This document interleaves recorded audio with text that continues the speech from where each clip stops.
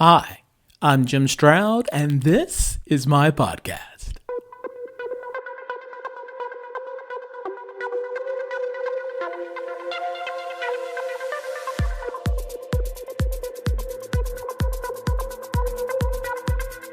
Last year, Oxford Economics published research entitled How Robots Change the World, and among its findings was this quote, "The rise of robots has already had a profound effect on industrial employment around the world. Today, approximately 1 of every 3 new manufacturing robots is being installed in China, the world's great workshop. Our econometric modeling finds that on average, each newly installed robot displaces 1.6 manufacturing workers. By 2030, we estimate that as many as 20 million additional manufacturing jobs worldwide could be displaced due to robotization." End quote. Now, although I think any jobs displaced with robots and automation will usher in new and different work in its place, there are some who see this inevitable transition into a robot future as a threat. And there are some people who see the rise of the robots as an opportunity to raise more money for the government. After a quick word from my sponsors, I will be discussing the pros and cons of a robot tax, an idea that seems to be picking up steam. Stay tuned. Launching an innovation in HR tech is no small feat. With all of the noise and countless vendors in the market, sometimes the most promising innovations don't get the chance they deserve to impact HR. And while early and growth stage founders are highly innovative, most aren't experts at scaling revenue to drive growth and support their vision, which can mean the end of the road for many startups. That's where Pure ACV comes in. We've had the great fortune of working with some of the most innovative brands in HR tech for over 3 decades to build compelling messaging and solid scalable teams that drive growth, giving these innovations a chance to impact how HR is done. To learn more, visit us at pureacv.com. The idea of taxing robots has been gaining some momentum as a way of slowing down the spread of automation so as to protect American workers. It was an idea that Bill Gates conceptualized and promoted in 2017. Here's a clip of him explaining his idea. Right now, if a human worker does $50,000 worth of work in a factory, that income is taxed. If a robot comes in to do the same thing, you'd think that we'd tax the robot at a similar level. What the world wants is to take this opportunity to make all the goods and services we have today and free up labor, let us do a better job of reaching out to the elderly, having smaller class size, helping kids with special needs. All of those are things where human empathy and understanding are still very, very unique, and we still deal with an immense shortage of people to help out there. And so if you can take the labor that used to do the thing automation replaces, and both financially and training-wise and fulfillment-wise, have that person go off and do these other things, you're net ahead. But you can't just give up that income tax because that's part of how you've been funding that level of human workers. Some of it can come on the profits that are generated by the labor-saving efficiency there. Some of it can come directly in some type of robot tax. I don't think the robot companies are going to be outraged that there might be a tax. Those who support the idea of a robot tax include New York City Mayor Bill de Blasio. He talked about a robot tax when he ran for president, calling for companies to pay 5 years of payroll taxes for every job automated. No comment on that. Other proponents of the robot tax, more or less, offer these arguments.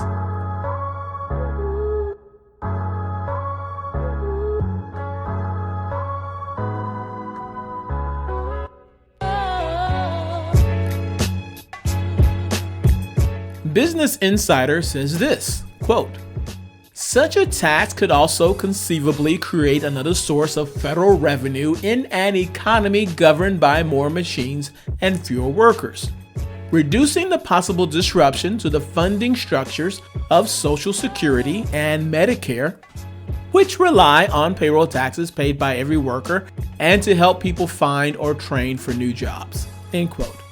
Now, there's another website I came across as well that was talking about robot taxes. The site is called Emerge. And from there, I saw this quote which says, quote, "It will slow down the deployment of automation to give society more time to adjust to the possible employment displacement," end quote.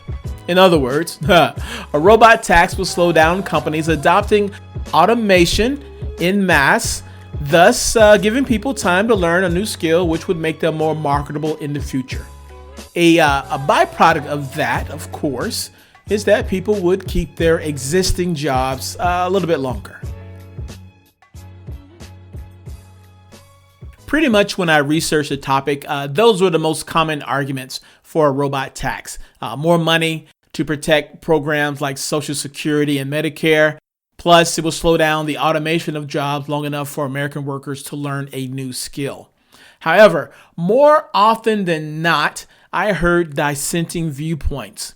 One of them being from Andrew Yang, who is a Democrat candidate for president, who centers his campaign around the perils of automation. For example, listen to this clip where he's discussing one of his campaign experiences. Well, I'm happy to say that when I presented this case to literally thousands of Americans around the country, a light bulb goes off where you say, look, it's technology and automation. I'll describe my conversations with truck drivers. 2 years ago, if you said, hey, trucks are going to start driving themselves in a number of years, they would look at you and say, there is no way a robot could ever do my job. Right. And then that turned this past year, and now the conversation is we have to make robot trucks illegal. Oh, really? It's a very, very different convo. They're lobbying for that, huh? And when you go to people and say, look, it's not immigrants, it's technology, I have never had any group of people stand up and say, it's not robots, it's immigrants. As soon as you say it's not immigrants, it's robots, they're like, oh, yeah, that's right. They're just kind of waiting for you to say it. Be that as it may, Andrew Yang was not a fan of the robot tax idea. In a tweet, he said this, quote, "A robot tax is an appealing idea, but very difficult to administer. Is an iPad at a CVS a robot? How about software that eliminates a call center worker?" End quote. I think Andrew Yang made a valid point against the idea of a robot tax. I found a few others. I'll share them after this. DuckDuckGo is a search engine just like Google, and its main focus is users' privacy. If you have ever used this search engine, you already know what it can do for you. Now, whether you are a new DuckDuckGo user who is trying to learn what all this site can do, or you are someone who has already been using the site for some time, learning some of the search tips for this famous search engine will not hurt. Go to www.jimstroud.com/free to download the free ebook, 12 DuckDuckGo Search Tips You Should Know to Boost Productivity. Again, go to www.jimstroud.com/free to download the free ebook, 12 DuckDuckGo Search Tips You Should Know to Boost Productivity. Do it now. You'll be glad you did. This podcast is sponsored by Superpass, the go-to software for out-the-box content websites and mobile apps. With the Superpass platform, you can create your own branded website and native mobile apps to host your digital content, subscribers, and more. Do you have quality content that you want to share with the world in a beautiful and intuitive site? If so, then Superpass can provide the tech solution for you. Hold all your digital content in one place, your brand, your way. Check out superpass.app. That's SUPAPASS.app. Around the time that Bill Gates began promoting his robot tax idea, CNBC interviewed Oren Etzioni from the Allen Institute for Artificial Intelligence and Martin Ford, the author of Rise of the Robots, Technology and the Threat of a Jobless Future. And together they weighed in on Bill Gates' robot tax proposal as an effort to slow down the spread of automation. It was very interesting. Here's just a clip of that conversation. Martin, what do you think about this proposal? Well, I think Bill is absolutely right that we need to rethink our taxation scheme. I mean, as jobs are automated and it doesn't make sense to rely so heavily on taxes on labor. But I'm a bit skeptical of the idea specifically of a robot tax. For one thing, what exactly is a robot? If you're just talking about factories, maybe that's simple, but actually this is going to go way beyond factories. It's going to impact offices. It's going to impact, people sitting in front of computers, white-collar jobs, and then, of course, it's not a robot at all. It's just software. So how do you figure that out? Are you going to send the IRS in to analyze every piece of software and find out, is it automating jobs? So that's very complicated.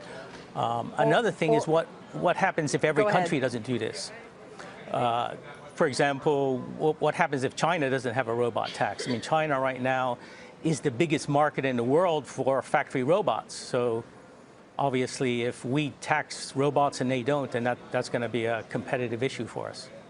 Yeah, the issue that was raised about what is a robot, I think, is the core one. And listen, I imagine a guy like Bill Gates especially has thought this through. But, when I've seen these prototypes, for example, one of these snake-like robot arms that can do precision manufacturing, how do you distinguish as to whether something that's 4 inches tall is the same thing as, something that looks like a human, like was in the diagram? I don't understand.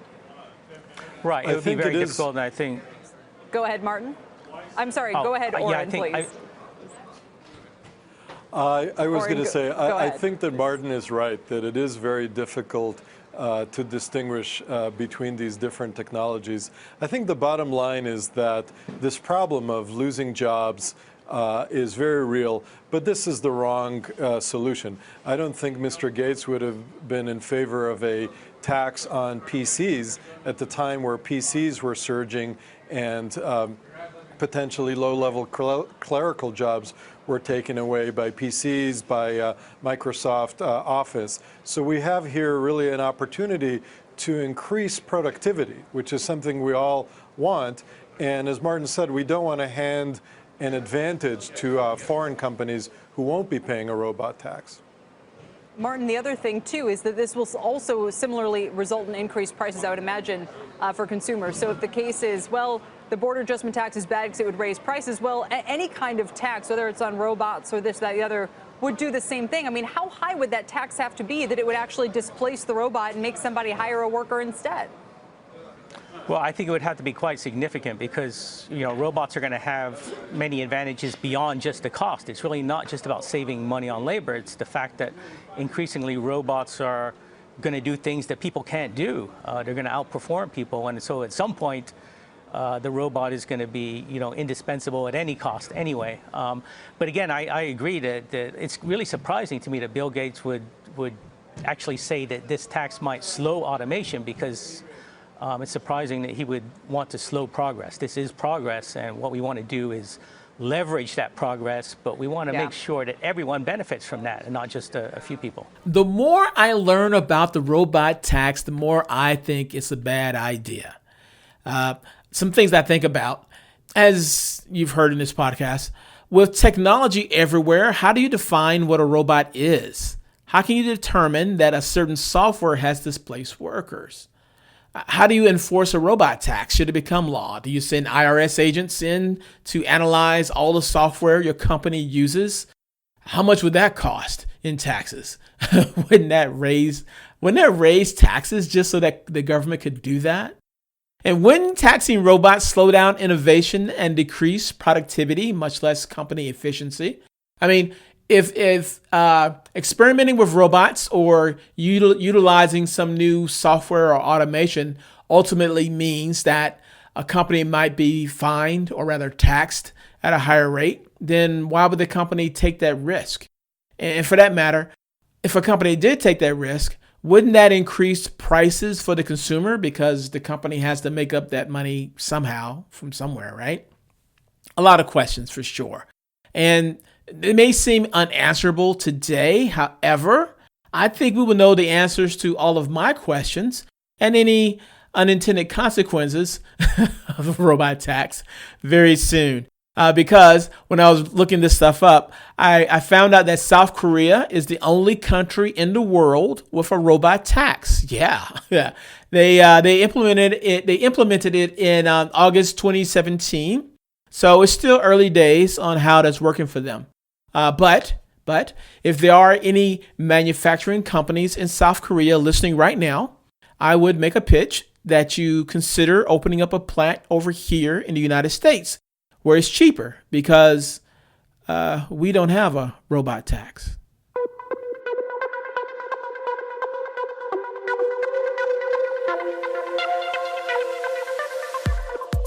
If you love what you heard, hate what you heard, or don't know what you just heard, I want to know about it.